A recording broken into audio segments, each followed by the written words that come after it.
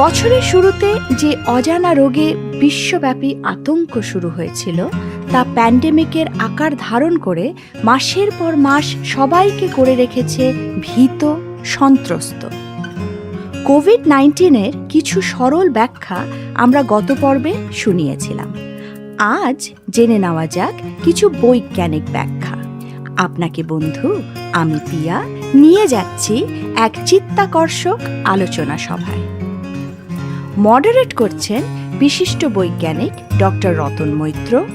NIH Cleveland clinic ও Cleveland bio ল্যাবসে virus নিয়ে গবেষণায় ডক্টর মৈত্র উচ্চ পদে আসীন ছিলেন। সঙ্গে রয়েছেন ডক্টর অমিয় ব্যানার্জি, প্রখ্যাত ভাইরোলজিস্ট এবং ক্লিভল্যান্ড ক্লিনিকের লার্নার রিসার্চ ইনস্টিটিউটের department of molecular biology and ভাইরোলজির ফাউন্ডিং চেয়ারম্যান। আর রয়েছেন ক্লিভল্যান্ড স্টেট ইউনিভার্সিটির মলিকিউলার জেনেটিক্সের অধ্যাপক ডক্টর বর্ষণজিৎ মজুমদার। ধন্যবাদ পিয়া, তুমি এত সুন্দর করে আমাদের পরিচয় করিয়ে দিলে। তা এটা শুরু করার আগে আমি একটু বলতে চাই যে ডক্টর অমিয় ব্যানার্জি, এই প্যানেলে যারা আছেন, ডক্টর অমিয় ব্যানার্জি এবং ডক্টর বর্ষণজিৎ মজুমদার, আমার সৌভাগ্য হয়েছে তাদের সঙ্গে একই সঙ্গে কাজ করবার, এবং আমাদের পেপার পাবলিশও করেছি আমরা সবাই মিলে। তা এটা আমার একটা বড় পাওনা এখানে আজকে। আমরা এইটুকুন জেনেছি যে এই ভাইরাসটির উৎপত্তি চীন দেশে এবং উহান নামক একটি শহরে, যেখানে একটি সি ফুড বা মিট মার্কেট, যাকে আমরা মাছ মাংসের দোকান বলি আর কি, সেই দোকান থেকেই এটির উৎস। এবং ব্যাট বা প্যাঙ্গোলিন এইরকম জাতীয় কোনো একটি অ্যানিমেল থেকে এটি সংক্রমণ হয় কোনো একজন মানুষের মধ্যে, এবং তার থেকে আস্তে আস্তে আস্তে আস্তে এটা ছড়িয়ে পড়ে সারা বিশ্বে। আমরা এই সাবজেক্টটা নিয়ে আলোচনা করবার আগে, আমরা এগিয়ে যাবার আগে আমরা দুপা পিছিয়ে যাই। পিছিয়ে গিয়ে আমরা এটার একটা ইতিহাস দেখি যে আগে কি হয়েছে, এই করোনা ভাইরাস ফ্যামিলি সম্বন্ধে আমরা কিছু জানি কিনা। সেইটা সার্স করোনা ভাইরাস, এটা সম্বন্ধে আমি ডক্টর ব্যানার্জিকে বলছি। ডক্টর ব্যানার্জি, আপনি যদি কিছু বলেন এই সম্বন্ধে। ধন্যবাদ রতন, তুমি সুন্দর একটা ইন্ট্রোডাকশন দিয়েছো। প্রথমেই বলে রাখি যে করোনা ভাইরাস কিন্তু আমাদের in circulation for many many many years, কিন্তু আমরা করোনা ভাইরাসের নাম বড় একটা জানতাম না। আমরা বেশি জানতাম ইনফ্লুয়েঞ্জা ভাইরাস। সেইটাই আমাদের প্যান্ডামিক অনেকবার হয়েছে সারা পৃথিবীতে। কিন্তু এই করোনা ভাইরাস অ্যাটলিস্ট ওর প্রায় 5-6টা ডিফারেন্ট স্পিসিস তারা পৃথিবীতে ঘুরে বেড়াচ্ছে এবং আমাদেরও ইনফেক্ট করছে, কিন্তু আমরা বেশি বুঝতে পারি না, কারণ ইট ইজ ভেরি, যাকে বলে বিনাইন টাইপের, একটু মাইল্ড কোল্ড তৈরি করে, ব্যাস তারপরে চলে যায়, এবং তার ইনফেকশনও খুবই কম। হয়তো 15% of the population gets infected by এই কোল্ড করোনা ভাইরাস, আর বাকিটা রাইনো ভাইরাস, ইনফ্লুয়েঞ্জা ভাইরাস এরাই ডমিনেট করে। কিন্তু প্রথম এলো 2009-এ এলো গিয়ে SARS virus, respiratory syndrome virus. এটাও একটা করোনা ভাইরাস, এরও উৎপত্তি ওই চীন থেকে। সেটা এই হয় কি, এই করোনা ভাইরাস মিউটেট করে এক জায়গা থেকে আরেক জায়গায়, যখন একটা স্পিসিস থেকে জাম্প করে একটু আলাদা, এই করতে করতে এরা মিউটেট করে একটা ভয়াবহ আকার ধারণ করে। তখন এই সার্স ভাইরাসটা যে 1909 সালে এলো, ওই ভাইরাসটা, ওটা কিন্তু প্যান্ডামিকের মতো হয়নি, কিন্তু চীন থেকে অনেক জায়গায় পৃথিবীতে ছড়িয়ে পড়েছিল, কিন্তু খুব বেশি না।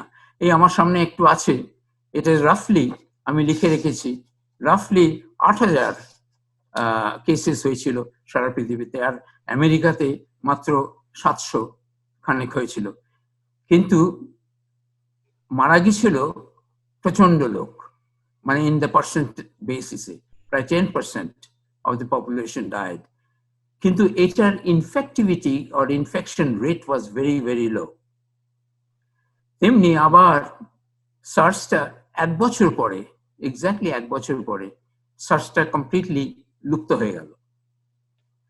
লোককে বলে জেনেটিক্যালি একটা পার্ট অফ দি ভাইরাস চলে গেল, মিউটেট হলো, রিকম্বিনেশন হলো, করে ওটা একেবারে পৃথিবী থেকে লোপ পেল, এবং সে আবার এখন নাকি পাওয়া যায় ওই ব্যাটের মধ্যে গিয়ে লুকিয়ে রইল ওরা। লোকেরা ভেবেছিল যে এই ভাইরাসটা বোধহয় এখানেই শেষ, আর কিছু হবে না। কিন্তু আবার 1912 সালে আরেকটা ভাইরাস এলো, এই করোনা ভাইরাসের আরেকটা ভ্যারাইটি, মিউটেটেড ভ্যারাইটি, তার নাম হচ্ছে মার্স। সেটা মিডল ইস্টার্ন রেসপিরেটরি ভাইরাস। সেটাও একটা অত্যন্ত সংক্রামক, এবং কিন্তু ওটা প্যান্ডামিক আকার ধারণ করতে পারেনি। প্রচুর লোককে মেরেছে, তবে খুব বেশি নয়, ওই মিডল ইস্টেই বেশি ওটা লিমিটেড ছিল। ওটা আবার ক্যামেলস থেকে এসেছিল, সুতরাং ওটাও কিছুদিন পরে ওটা চলে গেল। লোকেরা ভাবলো যে হয়তো এই করোনা ভাইরাসের শেষ। আমাদের মন কিন্তু পড়ে রয়েছে বেশি হচ্ছে ইনফ্লুয়েঞ্জা ভাইরাসের দিকে, ওইটাই তো বারবার আসে। এই করোনা ভাইরাস যে এত কাণ্ড করবে ভাবেইনি। কিন্তু 2019 সালে এই যেটা করোনা ভাইরাস, যাকে আমরা বলি কোভি-2, SARS-CoV-2, এই ভাইরাসটা কি সাংঘাতিক একটা মিউটেশন হলো, তার রিকম্বিনেশন বলো, অ্যাডিশন বলো, করে ওটা ব্যাট থেকে ওই জাম্প করে এলো হিউম্যান রেসের মধ্যে। বর্ষণের পরেই বলবে যে এটা কেন এটা প্যান্ডামিকের মতো হলো। কিন্তু এই কোভি-2টা নট অনলি হাইলি ইনফেকশাস হলো, বাট অলসো এটা হাইলি, তার মর্টালিটি রেটও ভেরি হাই হলো। এর সঙ্গে ব্যাটের মধ্যে এখনো অনেক ভাইরাস আছে। সেই ভাইরাসটা বার করে লোকেরা, ভাইরোলজিস্টরা তার সিকোয়েন্স দেখে, এটা প্রায় 96% similar to the sequence of the circulating COVID-2. এই ভাইরাসটা এখন সাংঘাতিক ভাবে ছড়িয়ে পড়েছে সারা পৃথিবীতে। and latest তার নাম্বার হচ্ছে গিয়ে ওয়ার্ল্ডে এখন 20 মিলিয়ন ইনফেক্টেড, 700,000 ডেড। ইউএসএ তে 5 মিলিয়ন ইনফেক্টেড, 160,000 ডেড। সুতরাং বুঝতেই পারছো এটা একটা সাংঘাতিক প্যান্ডামিক হলো। এখানে আমি বর্ষণকে দেবার আগে আমি একটুখানি বলে রাখি যে আমরা কিন্তু 1909 সালে ইনফ্লুয়েঞ্জা ভাইরাসের একটা প্যান্ডেমিক হয়েছিল। কি ভাইরাস? কি ভাইরাসে বললেন? হ্যাঁ, 1909 সালে ইনফ্লুয়েঞ্জা ভাইরাসের প্যান্ডেমিক হয়েছিল, which is almost like this pandemic, সারা পৃথিবীতে ছড়িয়ে পড়েছিল। কিন্তু the difference between that pandemic and coronavirus pandemic হচ্ছে ওই প্যান্ডেমিকের infection rate was extremely high, কিন্তু mortality rate was very low। আর এটা তোমার ইনফেক্ট করেছিল চিলড্রেনদের বেশি, ইয়াং অ্যাডাল্টস, আর যারা মরে গেছিল বেশি তারা হচ্ছে গিয়ে 65 ইয়ার্স প্লাস। সুতরাং ওই প্যান্ডেমিক আর এই প্যান্ডেমিকের মধ্যে একটা বিরাট ডিফারেন্স হচ্ছে গিয়ে এই প্যান্ডেমিকটা হচ্ছে গিয়ে not only infectious but extremely pathogenic, যার জন্য এত লোক মরছে। এবং এটা এখন যারা বয়স্ক তাদেরও মারছে, তারা এখন যারা 25 to 50, 60 তাদেরও মারছে। ইনফ্যাক্ট তারা এখন আন্ডার, যারা ইয়াং অ্যান্ড ইনফ্যান্ট তাদেরও ইনফেক্ট করছে, কিন্তু ততটা মারছে না। এখন এটা যে কেন প্যান্ডেমিক হলো, এই ভাইরাসের স্ট্রাকচারটা কি এবং কি জন্য এটা এত বেশি ইনফেক্ট করতে পারে মানুষকে আর লাংস সেলকে, সেটাই আমি বর্ষণকে বলবো যে তুমি একটুখানি বলো। Thank you professor Banerjee. আপনি একটা খুব ভালো পয়েন্ট বলেছেন সার্স কোভ আর মার্স কে উল্লেখ করে। সার্স কোভ আর মার্স প্যাথোজেনেসিটি খুব বেশি ছিল, 10% এর মতো লোক মারা গেছে। ইনফেক্টিভিটি এই সার্স কোভ টুর মতো ছিল না, কিন্তু এই সার্স কোভ টুর ইনফেক্টিভিটি বেশি, কিন্তু স্টিল জনস হপকিন্সের সাইটের স্ট্যাটিস্টিক্স বলছে যে ডেথ রেট কিন্তু মার্স বা প্রথম সার্সের মতো নয়। নয়, right. হ্যাঁ, তাহলে ইনফেক্টিভিটি বেশি, তাহলে ইনফেক্টিভিটি আর প্যাথোজেনেসিটি এই দুটো ঠিক সমান্তরাল ভাবে যায় না ভাইরাসের ক্ষেত্রে। তাহলে এই ভাইরাসটার infectivity, why this virus is so infective. আচ্ছা, প্যান্ডেমিকের একটা ছোট্ট স্ট্যাটিস্টিক্স বলে নি। মার্চ 1 ওয়ার্ল্ড হেলথ অর্গানাইজেশনের স্ট্যাটিস্টিক্স হচ্ছে মানে গত 5 বছরের অ্যাভারেজ প্রতিদিনে কত মানুষ মারা যায় তার একটা অ্যাভারেজ হচ্ছে 3700 মানুষ মারা গেছে টিউবারকুলোসিসে মার্চ 1, 2019, লাস্ট 5 ইয়ার্স এর অ্যাভারেজ। সেই মার্চ 1 56 জন মানুষ মারা গেছে সার্স কোভ 2 তে। এবার চলে আসি মার্চ 28 এর স্ট্যাটিস্টিক্সে। মার্চ 28 কোভিড সার্স কোভিড 2 তে মারা গেছে 3600, আর মানে almost same like tuberculosis just তার নিচেই। তার মানে এই 26 দিনের মধ্যে 5 বছরের স্ট্যাটিস্টিক্সকে ছাপিয়ে গেল জাস্ট 26 দিনের।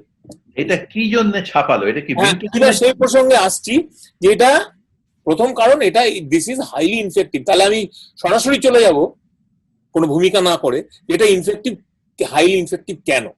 এই হাইলি ইনফেক্টিভ কেন বুঝতে গেলে ভাইরাসের, এই ভাইরাসটার গঠনগত কিছু কিছু বৈশিষ্ট্য আমাদের জানতে হবে। এই ভাইরাসটা ইনফেক্ট করছে, তা প্রথম মানে প্রাইমারি মলিকুল হচ্ছে ইনফেকশনের হচ্ছে এই ভাইরাসের স্পাইক প্রোটিন, যেটা এর একটা বড় স্ট্রাকচারাল প্রোটিন, স্পাইক প্রোটিন, যেটাকে এস প্রোটিন বলা হয়। আর সেই এস প্রোটিনটা আমাদের মানে হোস্ট সেলের মধ্যে S2 বলে একটা প্রোটিন আছে, অ্যাঞ্জিওটেনসিন কনভার্টিং এনজাইম 2, এটা কিন্তু আবার ব্লাড প্রেশার কেও কন্ট্রোল করে। আবার এই ভাইরাসের রিসেপ্টরও এটা, সেই প্রোটিনকে বাইন্ড করে তারপরে সেলের মধ্যে ঢোকে। এবার এই বাইন্ড করার সময় যে এস প্রোটিনের মধ্যে যে বাইন্ডিংটা হয়, এটা রিসেন্টলি বিজ্ঞানীরা তার এই বাইন্ডিং এর কি আকাঙ্ক্ষা, যেটাকে টেকনিক্যাল টার্মে বলা হয় অ্যাফিনিটি অফ বাইন্ডিং, সেই আকাঙ্ক্ষাটা এই সার্স কোভের এস প্রোটিনের সব থেকে বেশি, মানে কোভের এস কোভ 2 এস প্রোটিনের সব থেকে বেশি, কোভের এস এর থেকেও বেশি, মার্সের এস এর থেকেও বেশি, তার ডিরেক্ট অ্যাসে করে দেখা হয়েছে। তার মানে এই যে তীব্র আকাঙ্ক্ষার যোগাযোগ সেলের রিসেপ্টরের সাথে এস প্রোটিনের, এটাই কারণ যে এই প্রোটিনটা কেন এত বেশি ইনফেক্টিভ। মানে এটা একটা যদি চান্স পায়, এক চান্সেই ঢুকে যাবে ভেতরে। যদি আপনি তালা আর চাবি বলেন, যদি চাবিটা যদি এস প্রোটিন হয় আর তালাটা যদি S2 রিসেপ্টর হয়, তাহলে এই চাবিটা এই তালাটাকে খোলার জন্য হাইলি এফিশিয়েন্ট চাবি। এটাই কারণ এই ভাইরাসটা। ওই কারণেই মার্স এবং সার্স, ওদের affinity was very very low. Yes, exactly, to the receptor. তাহলে আমরা এইটার থেকে যেটা ধরলাম, যেটা বুঝতে পারলাম এখান থেকে, যে সার্স কোভ আর সার্স কোভ 2 ডিফারেন্সটা, এবং এই যে জেনেটিক মিউটেশনটা হয়, এই জেনেটিক মিউটেশনের ফলে যে স্পাইক প্রোটিনটা অসম্ভব স্ট্রংলি বাইন্ড করে S2 প্রোটিনের সঙ্গে, এবং করার ফলে ওরা খুব ভালোভাবে ইনফেকশনটা ছড়িয়ে দিতে পারে এবং সেলের মধ্যে প্রবেশ করতে পারে। এইটা আমরা এই পুরো বক্তব্য থেকে জানলাম। এটা ওয়ান্ডারফুলি ডেসক্রাইবড ডক্টর ব্যানার্জি এবং ডক্টর মজুমদার, খুব সুন্দরভাবে আপনারা বোঝালেন। আমি নেক্সট যেটা আমি ভাবছিলাম, যে দেখা গেছে এটা একটা বেশ বড় মিস্ট্রি, সেটা হচ্ছে যে কিছু লোক দেখা যাচ্ছে একটা পার্সেন্টেজ অফ পপুলেশন, তাদের মধ্যে এই ইনফেকশনটা খুব কম হয়, মানে মাইল্ড ইনফেকশন হয়, একটু জ্বর হলো, আর একটু কাশি হলো, একটু সর্দি কাশি হলো, এই দিয়ে যায়। আবার কিছু সংখ্যক লোকের মধ্যে প্রচন্ড তীব্রতা তার, এবং তাতে বহু মানুষ মারা যাচ্ছে, এবং যেটা প্যান্ডেমিকে নিয়ে গেছে আমাদেরকে। আবার কিছু পপুলেশন আছে যাদের মধ্যে কোনো সিমটমসই নেই, যেটাকে এসিমটমেটিক বলা হচ্ছে। তাহলে এই যে ডিফারেন্সটা এই ভাইরাস দিয়ে, একই ভাইরাস নানা রকম ভাবে কাজ করছে, এটার ব্যাখ্যাটা কি হবে? এটা আমরা কিভাবে বোঝাবো? আমি ডক্টর ব্যানার্জিকেই বলছি শুরু করতে। এইটাকে জানতে গেলে বুঝতে হবে আমাদের ইমিউনোলজিটা। আমাদের যখন ভাইরাস, এটা খুব সিম্পল ভাবে যদি বলা যায়, ভাইরাস যখন একটা অ্যানিমাল সেলকে অ্যাটাক করে তখন আমাদের ইমিউন সিস্টেমের মধ্যে দুটো প্রশাখা আছে, যে দুটো প্রশাখাতে তোমার ওই ভাইরাসটাকে বন্ধ করতে পারে। প্রথমটা হচ্ছে ইনেট ইমিউনিটি, যেটা আছে গিয়ে সে আমাদের আদিম যুগ থেকে আমাদের ইনেট ইমিউনিটি তৈরি হয়ে আছে। আর আরেকটা হচ্ছে অ্যাডাপটিভ ইমিউনিটি। ইনেট ইমিউনিটিটা যে প্রথমেই ট্রিগার্ড হয় যখনই ভাইরাসটা অ্যাটাচ করলো সেলের সাথে, সঙ্গে সঙ্গে একটা প্যাথওয়ে স্টার্ট করে, একটা সেই প্যাথওয়ে অনুযায়ী সাইটোকাইন গুলো তৈরি হয়, এবং দেম ইজ ইন্টারফেরন হচ্ছে ওয়ান অফ দি মেন। তখন ওরা করে কি সেই সাইটোকাইন গুলো ইমিউন সেল গুলোকে ইনফেকশনের জায়গায় গেলে নিয়ে আসে। এটা হচ্ছে প্রথম line of attack by the cell, by the host. তারপরে যখন ভাইরাসটা ঢুকতে পারছে, কিছুটা ঢুকেছে, তখন সেকেন্ডারি এফেক্টটা হতে অ্যাডাপটিভ ইমিউনিটি স্টার্ট করে। তখন টি সেল গুলো ভাইরাসের প্রোটিনকে রেকগনাইজ করে, সেই প্রোটিনগুলো নিয়ে যায় বি সেলকে, বি সেল তখন অ্যান্টিবডি তৈরি করে, অ্যান্টিবডি তখন ফাইট করতে শুরু করে with the virus to get the virus out of the body. এই হচ্ছে আমাদের প্রতিরোধক যে মেকানিজম। এখন এই ইমিউন সিস্টেমটা ভ্যারি করে from different person to different person in the entire population. কিছু আছে অন্যান্য ভাইরাসে যখন অ্যাটাক করে, ভাইরাস ঢোকে, 3-4 দিন থাকে, 5 দিনের পরে ভাইরাসটা একটা হিউজ রেপ্লিকেশন করে, আমাদের জ্বর হয়, তখন ইনফ্ল্যামেটরি কন্ডিশন হয়, তখন ভাইরাসটাকে ওই দুটো সিস্টেম দিয়ে মেরে ফেলে, মানুষ virus exists from the body, আমরা সুস্থ হয়ে যাই। এটা হচ্ছে একটা normal case of the viruses. এইরকম আমাদের প্রচুর লোক আছে পপুলেশনের মধ্যে, তারা ঠিক এইভাবেই নিচ্ছে ভাইরাসটাকে, যাদের immune system is very strong and doing it.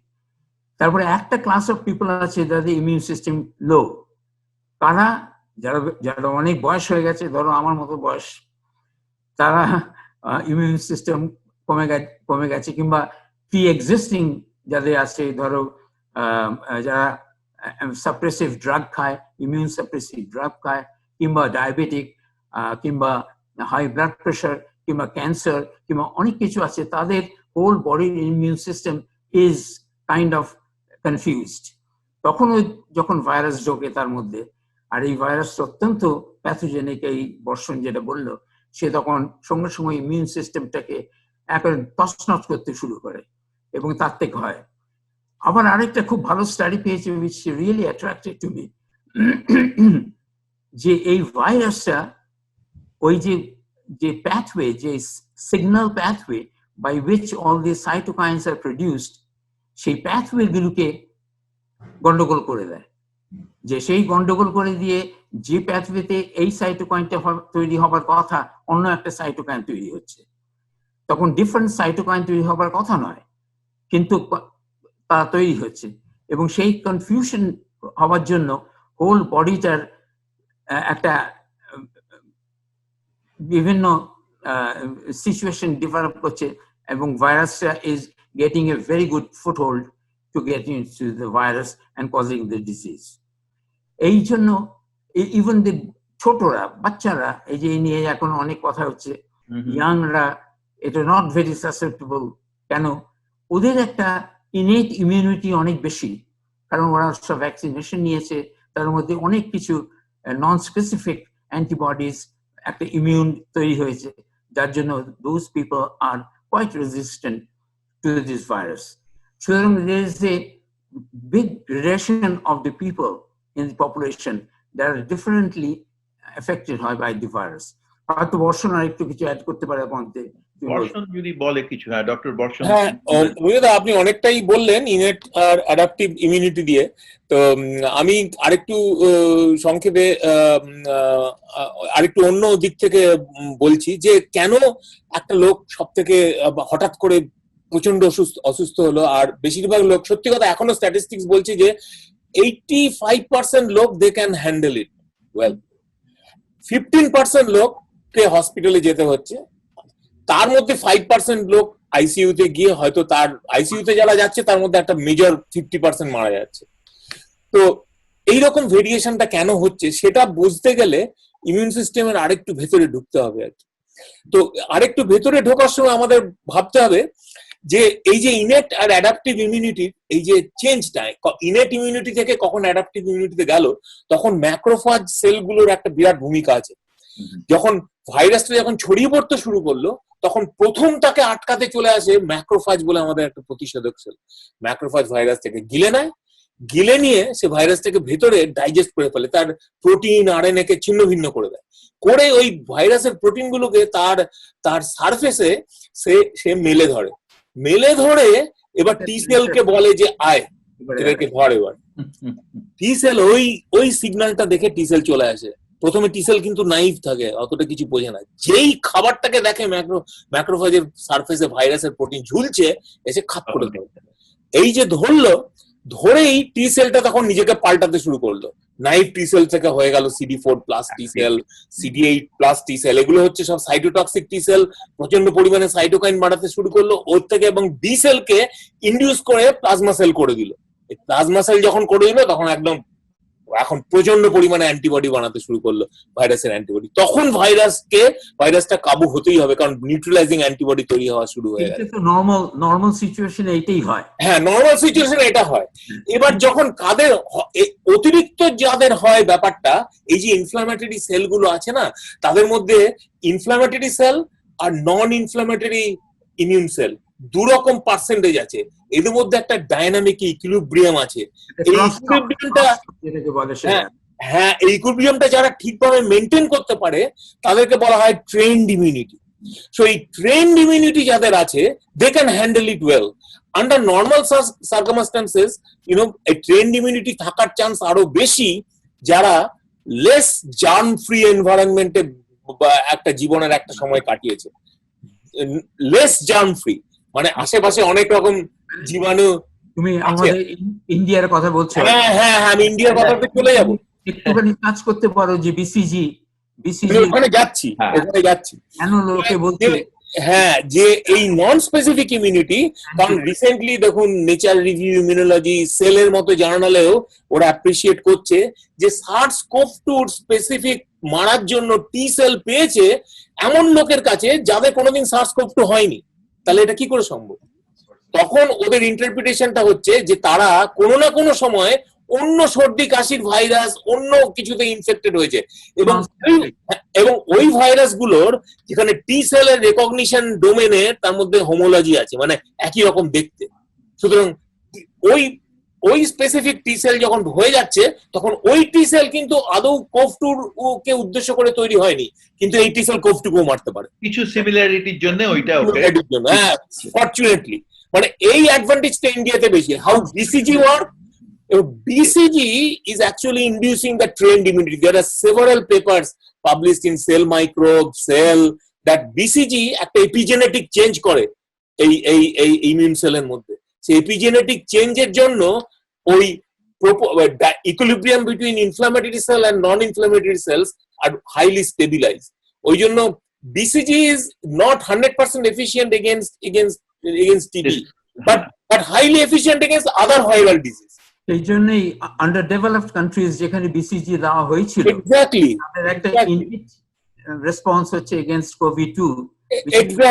Exactly BCG এর এটাই ভালো দিক, which is based on non-specific immunity.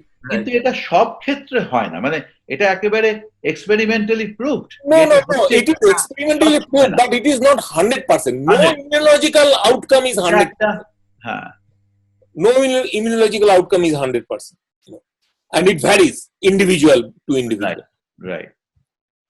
তাহলে আমরা এই আলোচনার মাধ্যমে যেটা বুঝলাম যে আমাদের এই পপুলেশনে দু রকম পপুলেশন একটা দেখা যাচ্ছে, এসিম্পটোম্যাটিক আর সিম্পটোম্যাটিক। তাহলে এসিম্পটোম্যাটিক পপুলেশনে কোনো সিম্পটম নেই, আর যেটা সিম্পটোম্যাটিক তাদের সিম্পটম আছে, তাদেরকে আমরা বুঝতে পারি, তাদেরকে ধরলে যে হ্যাঁ তাদের মধ্যে জ্বর হচ্ছে, সে হচ্ছে, বোঝা যায়। তার মানে এখানে যেটা এসে যাচ্ছে যে এসিম্পটোম্যাটিক যারা, তাদের মধ্যে ভাইরাস আছে, তার মানে সেই ভাইরাসটা কিন্তু তারা সেই ভাইরাসটা শেড করতে পারে এবং সেই ভাইরাসটা তারা আহ, সেই ভাইরাসটা তারা অন্যকে দিতে পারে, তার মানে তারা ক্যারিয়ার হয়ে অন্যদের ইনফেক্ট করতে পারে এবং এইখানে সেটা খুব ডেঞ্জারাস। right, সেই জন্যে আমাদের এইটা যেটা দরকার টেস্টিং এর, আমরা যদি খুব ভালো করে এই পপুলেশনদের টেস্টিং না করতে পারি তাহলে তো আর কিছু হবে না। তো সেই জন্যে আমাদের অনেক টেস্টিং এখানে বৈজ্ঞানিকরা সব বার করেছেন নানা রকম টেস্ট করার জন্য এই করোনা ভাইরাস 2 যেটা কোভ-2 ভাইরাসটাকে টেস্ট করবার জন্য হিউম্যান ব্লাডে। তা সেটা ডক্টর মজুমদারও বলতে পারেন একটু। না সেটা কি অমিয়দা বলবেন না আমি আমি স্টার্ট করতে পারি। হ্যাঁ অমিয়দা বলুন। ব্যাপারটা এই টেস্টিংটা হচ্ছে ফান্ডামেন্টাল টু দিস ভাইরাসের। তুমি যদি ভাইরাসকে কোনোদিন বন্ধ করতে চাও, এটা টেস্টিংটা হচ্ছে ফান্ডামেন্টাল। এখন টেস্টিংটা করতে গিয়ে দুটো জিনিস বলে নিই।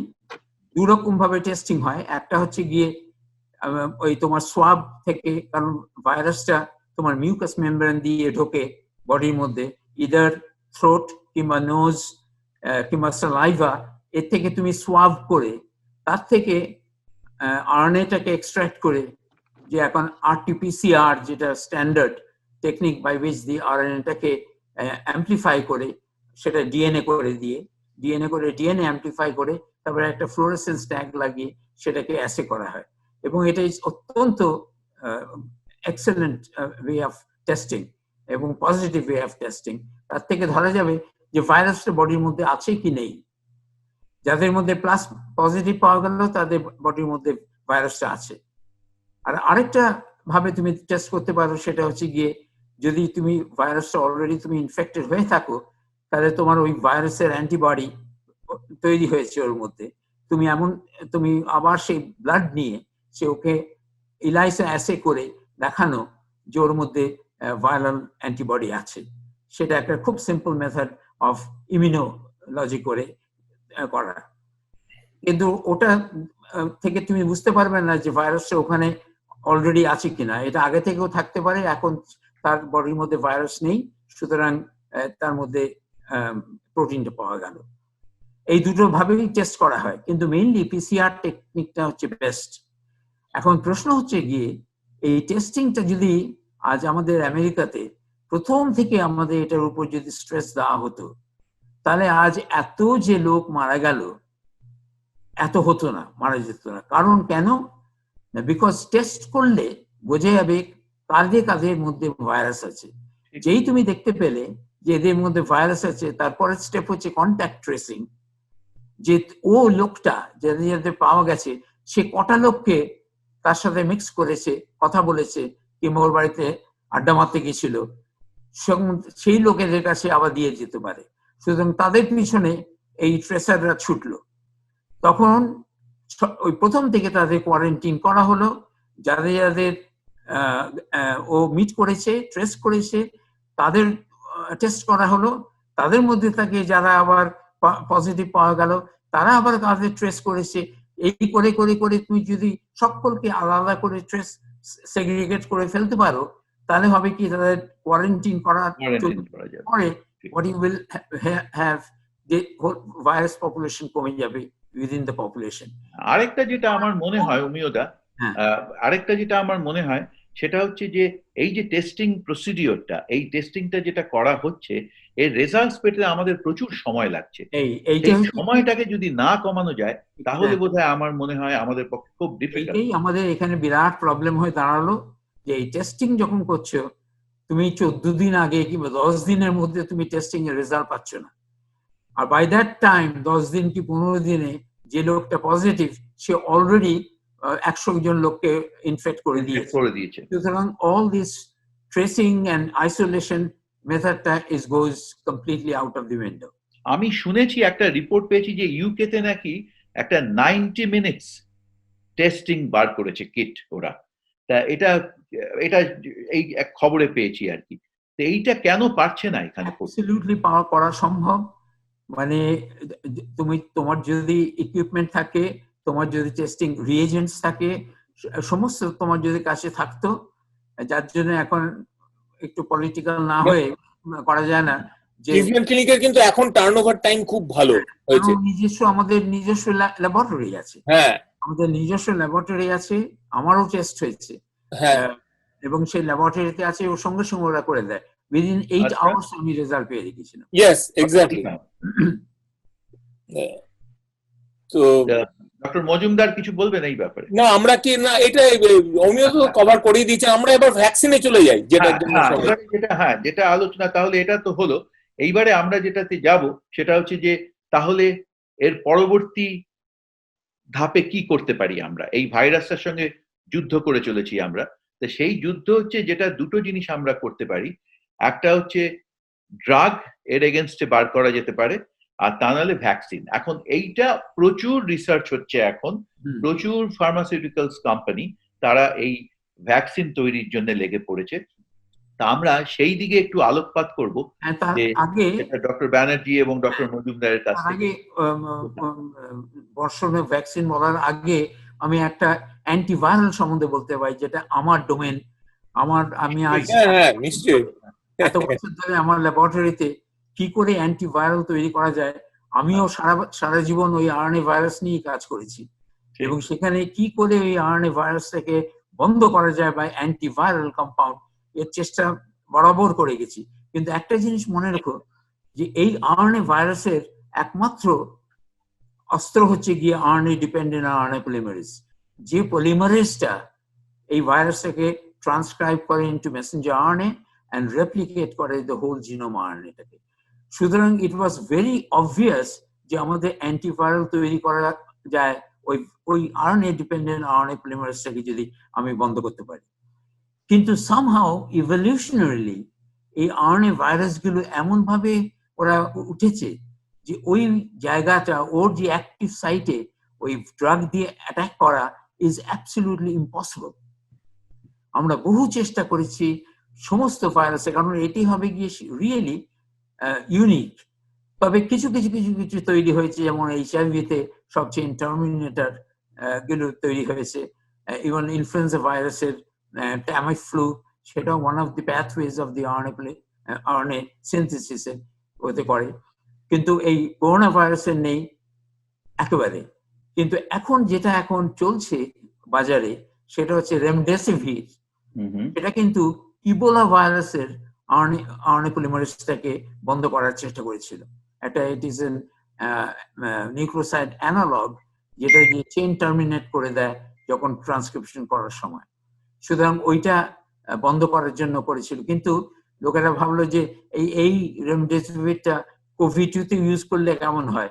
দেখা হলো it is relatively good effective in the sense যে এটার ইনফেক্টিভিটি পিরিয়ডটাকে কমিয়ে আনে ফ্রম 5 থেকে 3 দিন কিংবা 8 থেকে 5 দিন এরকম করে কমিয়ে আনছে। সুতরাং এটা one of the major antiviral, সেটা এখন ইউজ করা হয়।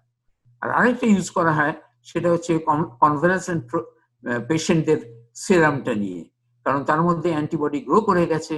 সেই অ্যান্টিবডিটাকে তুমি যদি আবার ট্রান্সফিউজ করো into the infected individuals, then it will have definite effect, এবং it is really doing a good effect. কিন্তু ওই প্লাজমা আনা ফ্রম হাজার হাজার লোকের কাছ থেকে ইটস এ ম্যামথ জব।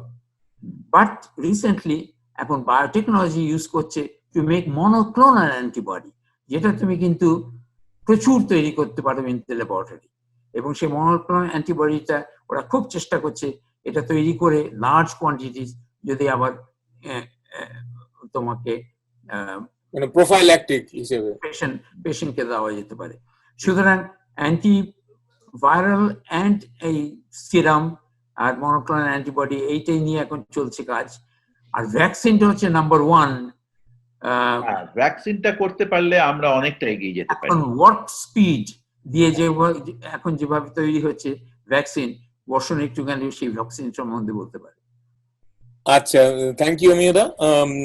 ভ্যাকসিনের আমি তো যে দুটো ভ্যাকসিন এখন ফ্রন্ট রানার আছে, অক্সফোর্ডের জেনার ইনস্টিটিউটের ভ্যাকসিন অ্যাডিনোভাইরাল বেসড ভ্যাকসিন, আর আমেরিকায় মডার্নার এমআরএনএ বেসড ভ্যাকসিন।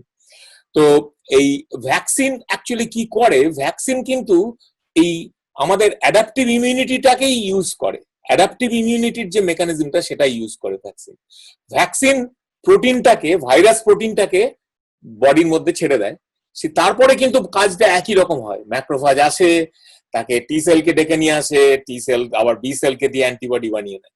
এই কাজটা কিভাবে করছে হ্যাঁ এইখানে এই এই করোনা ভাইরাস 2 কথাটা? হ্যাঁ, করোনা ভাইরাস টুর এস প্রোটিনকে ইউজ করা হচ্ছে ভ্যাকসিনের টার্গেট জিন হিসেবে। তার মানে এবার মডার্না আমেরিকায় যেটা করেছে সেটা হচ্ছে ওরা ওই জিনের প্রতিলিপিটাকে, মানে ছাঁচটাকে ন্যানো পার্টিকেলস এর মধ্যে, লিপিড ঘেরা পার্টিকেলস এর মধ্যে ঢুকিয়ে দিয়ে সেটাকে ইনজেক্ট করে দিচ্ছে। মানে আরএনএটাকে করছে, আরএনএটাকে, ওই প্রতিলিপিটাকে, মানে আমি বাংলাতে বললাম প্রতিলিপি, ওটা বলছো ওটা ওটা ওটা এমআরএনএ, মেসেঞ্জার আরএনএ, এস প্রোটিনের মেসেঞ্জার আরএনএ একটা ডোমেনের। আচ্ছা, তো সেটাকে লিপিড পার্টিকেলের মধ্যে ভরে সেটাকে ইনজেক্ট করে দিচ্ছে। লিপিড সেলের মেমব্রেন দুটোই হাইড্রোফোবিক, সুতরাং গিয়ে মেমব্রেনে ফিউজ করে গিয়ে সেলের মধ্যে ঢুকিয়ে দিচ্ছে। ঢুকিয়ে দিয়ে এবার সেলে যেই মেসেঞ্জার আরএনএ ঢুকে গেল, এবং সেলের প্রোটিন সিনথেসিস মেশিনারি তো বসে আছে ওখানে, রাইবোজোম, সে কে ঢুকছে চেনে না, সে এমআরএনএ পেলেই সে ট্রান্সলেট করে দেবে। সে ভাইরাল এমআরএনএ কেই ট্রান্সলেট করে ভাইরাল প্রোটিন বানিয়ে দিল। এবার ম্যাক্রোফাজ তো দেখছে আরে ভাইরাস প্রোটিন, এটা তো সেলের প্রোটিন না, এটা তো ভাইরাস প্রোটিন, তখন তার উপর ঝাঁপিয়ে পড়লো। ঝাঁপিয়ে পড়ে তারপর সেই একই ব্যাপার হলো, টি সেলকে ডেকে নিয়ে এলো, টি সেল বি সেলকে দিয়ে অ্যান্টিবডি বানিয়ে নিল। তাহলে অ্যাডাপটিভ ইমিউন সিস্টেমটাকে ইউজ করে আমরা কৃত্রিম ভাবে ভ্যাকসিন দিয়ে সেটাকে অ্যান্টিবডি বানিয়ে নিতে পারি। এবং ভাইরাসটা এইটা রেপ্লিকেট করতে পারবে না। না, এটা তো মেসেঞ্জার আরএনএ, এটা রেপ্লিকেট এই সিস্টেম, এই প্ল্যাটফর্মে রেপ্লিকেট করতে পারে না। ভ্যাকসিনের কোনো কিছুই রেপ্লিকেট করতে পারে না। আবার যে গোটা ভাইরাসটাকেও ঢুকিয়ে দেওয়া হয়, যেটা হচ্ছে ইনঅ্যাক্টিভেটেড ভাইরাস বা অ্যাটিনিউয়েটেড ভাইরাস, যেটা রেপ্লিকেট করতে পারে না আর কি, খুব অল্প সেলের মধ্যে থাকে। তো পোলিও ভাইরাসে যেটা দেওয়া হয়, পোলিওটা, হ্যাঁ সেটা হচ্ছে অ্যাটিনিউয়েটেড ভাইরাস। অ্যাটিনিউয়েটেড ভাইরাস রেপ্লিকেট করে কিন্তু কোনো প্যাথোজেনেসিস নেই। হ্যাঁ, তো রেসপন্স করতে পারে। তো এইভাবে যখন অ্যান্টিবডি বানিয়ে না, শুধু অ্যান্টিবডি না, আরেকটা জিনিস আমাদের ভুলে গেলে চলবে না, যে ভাই এই ভ্যাকসিন কিন্তু অ্যাডাপটিভ ইমিউন সিস্টেমটাকেও কিন্তু ট্রিগার করে, মানে CD4+, CD8+ টি সেলকেও বানিয়ে নেয়। সেই টি সেলগুলো কিন্তু ইনফেক্টেড সেলকে মারতে পারে এফিশিয়েন্টলি, মানে মেমরি থেকে যায়, তাই? হ্যাঁ, আরেকটা হচ্ছে যে memory B cell T cell কে বানিয়ে রাখতে পারে, যার ফলে অ্যান্টিবডির স্থায়িত্ব কিন্তু বেশি দিন না। সুতরাং এখন আপনার একটা কথা শুনতে পাবেন যে এই ভ্যাকসিনের, এই ভাইরাসের অ্যান্টিবডি স্থায়িত্ব বেশি দিন না, ভ্যাকসিন কি কাজ করবে? যারা এটা বলছে তারা কিন্তু এই ব্যাপারটা বুঝছে না। Cell mediated immunity, adaptive immunity কিন্তু মেমোরি ডিপেন্ডেন্ট। অ্যান্টিবডি চলে গেলেও কিন্তু সেই মেমোরি থেকে যায়।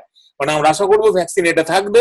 আর মডার্নার ভ্যাকসিনের ক্ষেত্রে আমি খুবই আশাবাদী, কারণ আমি নিজেই এই ভ্যাকসিনের কি বলে ভলেন্টিয়ার, সুতরাং আই বিলিভ ইন সায়েন্স, সুতরাং আমার বিজ্ঞানে বিশ্বাস আছে। হ্যাঁ, এটা খুবই ভালো, এটা শুনে খুব ভালো লাগলো আমাদের, যে আমাদের মধ্যে একজন যে ভ্যাকসিনের জন্য ট্রায়ালে সে তার বডিকে দিচ্ছে।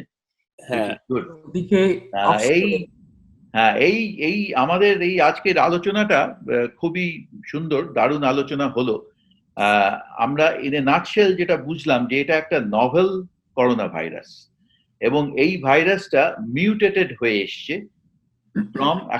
এখনো মিউটেটেড হয়ে চলেছে মানুষের শরীরের মধ্যে, এটা এখনো জানা গেছে সেটা।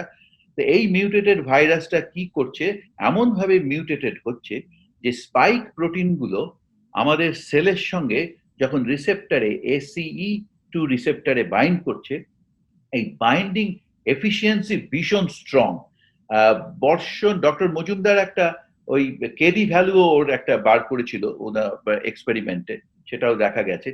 তা সেইটাতে বোঝা যায় এত বাইন্ডিং এফিসিয়েন্সি বেশি, এবং খালি তাই না, এইটা চট করে মেল্ট করে ওই আরএনএটাকে ভেতরে ঢুকিয়ে দেওয়ার ক্ষমতাটাও খুব বেশি।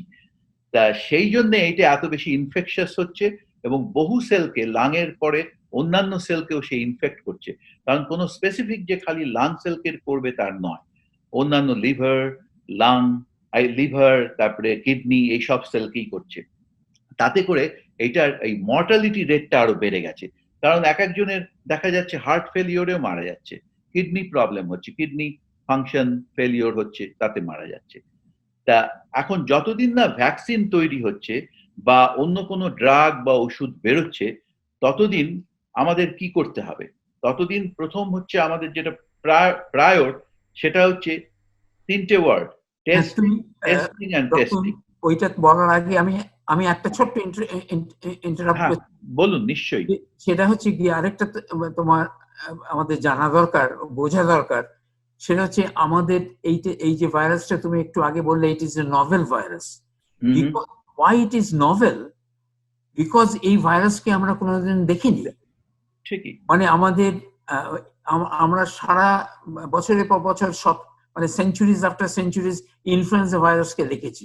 আমাদের বডি জানে ইনফ্লুয়েঞ্জা ভাইরাসটা কি, তার প্রোটিনকে আমরা প্রত্যেক বছর দেখছি আমরা। কিন্তু এই করোনা ভাইরাসটা এত নভেল, এই প্রথম এলো আমাদের দেহে, যেটাকে হ্যাভক ক্রিয়েট করলো। সেই জন্য it is very likely this virus will again come back like influenza virus. তখন হয়তো আমাদের body will recognise much better than this time and it will be less invasive. এটাই আমার ঠিকই বলেছেন আপনি। এটা একটা খুব গুরুত্বপূর্ণ পয়েন্ট, সেই জন্যই এটা একটা novel virus, novel corona virus. তো যাই হোক, এখন আমাদের যেটা করা দরকার, ভ্যাকসিন বেরোনোর আগে বা ভ্যাকসিন এখনো বেরোয়নি, ড্রাগও কোনো সেরকম ভাবে এফেক্টিভ নয়, তো যেটা আমাদের করতে হবে, আমাদের তো প্রোটেকশন একটা দরকার। সেই জন্য প্রথম লাইন অফ প্রোটেকশন আমার মনে হয় testing is a big thing. So testing and testing, এটাই গুরুত্বপূর্ণ। তাছাড়া আমাদের মাথার মধ্যে ঢুকিয়ে নেওয়া উচিত 3টে W। প্রথমটা হচ্ছে ওয়্যার মাস্ক সব সময়, wash your hand and watch your distance. এই 3টে যদি আমরা করতে পারি খুব সিরিয়াসলি, তাহলে আমার মনে হয় আমরা এই ইনফেকশনটা 80 to 90% কমিয়ে দিতে পারবো, মানে অতটা ছড়াবে না সেটা। তাহলে এই 3টে W করলে আমরা ফোর্থটা পাবো, সেটা হচ্ছে ভাইরাসের এগেনস্টে উইন সিচুয়েশন, সেইখানে উইন হবে। তা আমি এইটা বলে এই কনক্লুশন দিয়ে আমি এটা শেষ করতে চাই। তা আমার খুব ভালো লাগলো আপনাদের সঙ্গে আলোচনা করে। আপনারা অনেক আলোকপাত করলেন এই ব্যাপারে, এই ভাইরাসটার ব্যাপারে। তা আশা করছি ভবিষ্যতে আবার পিয়া যদি আমাদের ডাকে, তাহলে আমরা আবার একটা এরকম আলোচনায় বসতে পারি, তখন হয়তো আরেকটু এগিয়ে যাবে সায়েন্স। থ্যাংক ইউ বর্ষণ, তোমাদের অনেক রতনদা, পিয়া ফর ইনভাইটিং আস। ধন্যবাদ ডক্টর ব্যানার্জি, ডক্টর মৈত্র ও ডক্টর মজুমদার। কোভিডের সায়েন্টিফিক ব্যাকগ্রাউন্ডের আলোচনার পর আমরা পরের পর্বে শুনব প্রখ্যাত চিকিৎসকদের কাছে এই রোগের প্রিভেনশন ও ফিজিওলজিক্যাল ইম্প্যাক্ট। আজকের মতো বিদায় নিচ্ছি, আমি পিয়া। পরের পর্বে বন্ধু আপনার কাছে ফিরে আসবে প্রবাসে বাঙালি মন।